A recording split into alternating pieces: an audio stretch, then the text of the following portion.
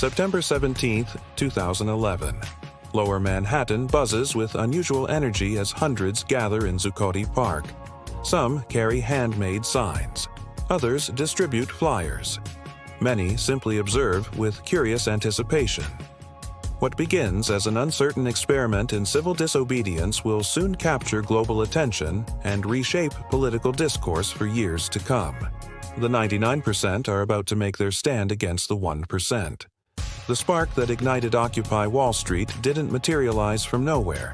It emerged from the smoldering ruins of the 2008 financial crisis, the worst economic disaster since the Great Depression.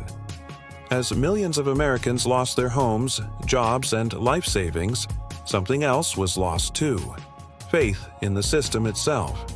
3 years before the occupation, the American government had orchestrated a $700 billion bailout of the very financial institutions that had gambled recklessly with ordinary people's money. Wall Street executives who had presided over this catastrophe not only kept their jobs but continued receiving multi-million-dollar bonuses. Meanwhile, unemployment soared to 10%. Foreclosures reached record levels, and economic security became increasingly elusive for the average American. In the words of Nobel Prize-winning economist Joseph Stiglitz, "It's no use pretending that what has obviously happened has not in fact happened." The upper 1% of Americans are now taking in nearly a quarter of the nation's income every year. In terms of wealth rather than income, the top 1% control 40%. Their lot in life has improved considerably. 25 years ago, the corresponding figures were 12% and 33%. This stark inequality created fertile ground for protest. The final catalyst came from an unexpected place: Tunisia. In December 2010, the self-immolation of street vendor Mohamed Bouazizi sparked what became known as the Arab Spring. Popular uprisings spread across North Africa and the Middle East, with ordinary citizens demanding dignity, democratic representation, and economic justice. These movements demonstrated the latent power of mass mobilization in the social media age. Then came the Indignados movement in Spain. Beginning May 15, 2011, thousands occupied Madrid's Puerta del Sol Square, protesting austerity measures, political corruption, and unemployment rates that exceeded 40% among young people. Their slogan, "We are not merchandise in the hands of politicians and bankers," captured a sentiment increasingly felt worldwide. Adbusters, a Canadian anti-consumerist magazine, took note. In July 2011, they published a poster showing a ballerina poised atop Wall Street's famous Charging Bull statue, with gas-masked protesters emerging from smoke in the background. It asked a simple question: what is our one demand? Below was a hashtag, issue Occupy Wall Street, with a date, September 17th.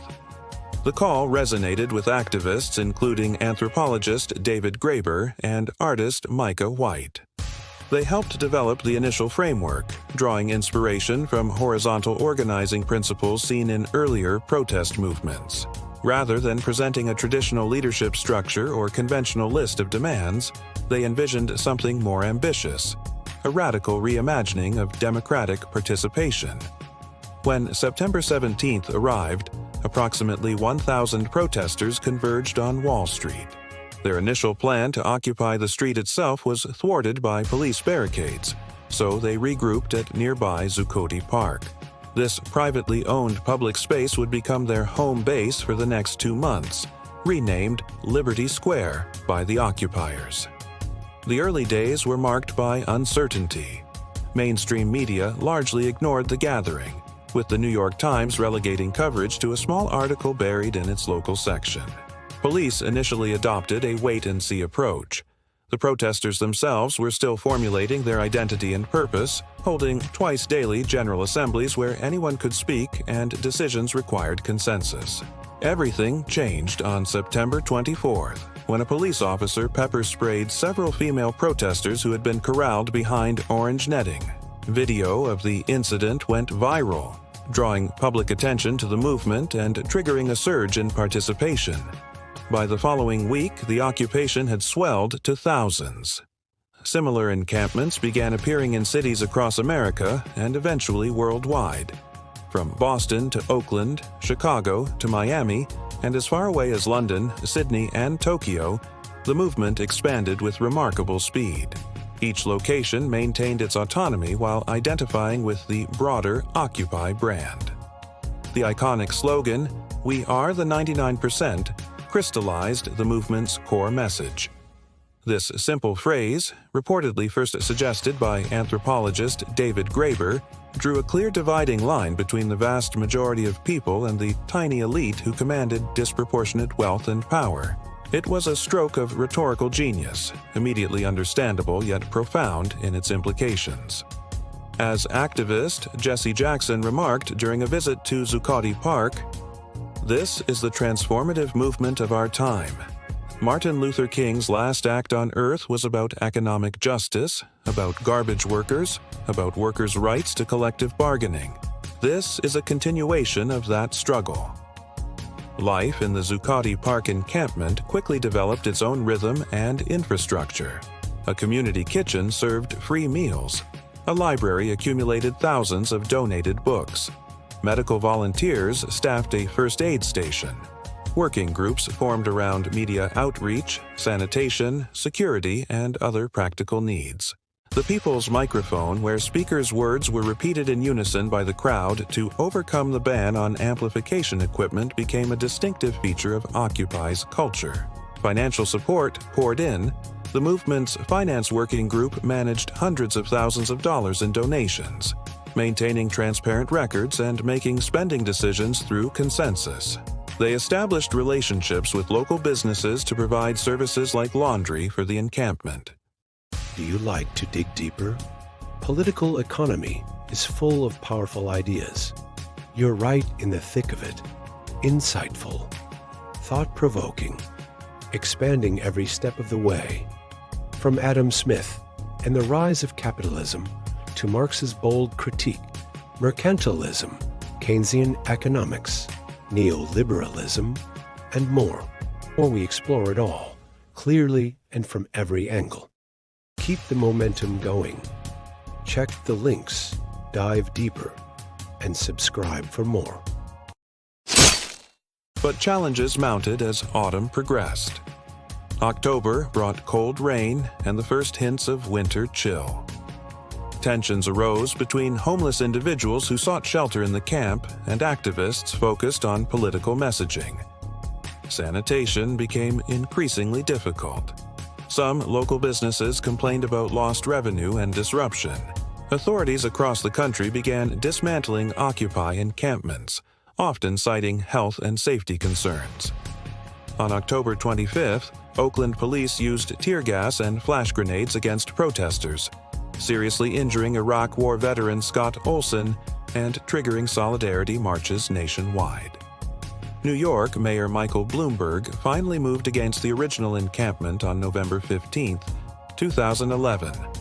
In a pre-dawn raid, police cleared Zuccotti Park, disposing of tents, sleeping bags, and thousands of books from the People's Library.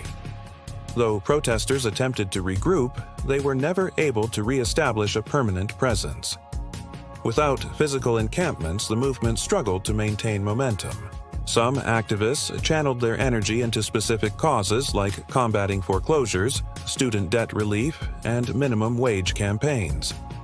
Others joined established political organizations or returned to their previous lives, forever changed by the experience.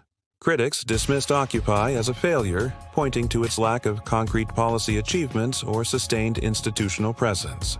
They mocked its leaderless structure and reluctance to articulate specific demands. Conservative commentator Ann Coulter caricatured participants as tattooed, body-pierced, sunken-chested 19-year-olds getting in fights with the police for fun. But such dismissals misunderstood Occupy's fundamental nature. It was never primarily about policy reform or electoral politics. It was about changing the conversation, about making visible what had been deliberately obscured. In this, it succeeded remarkably. Before Occupy, discussions of economic inequality were largely confined to academic circles and left-wing publications. After Occupy, they became mainstream. The terms the 1% and the 99% entered everyday vocabulary. Politicians across the spectrum felt compelled to address rising inequality, even if they disagreed about solutions. As economist Paul Krugman observed, the truth is that the movement's message has resonated with the public at large far more than anyone could have predicted. It has already altered our political discourse, bringing the crucial issue of inequality to center stage. The movement's influence extended in unexpected directions.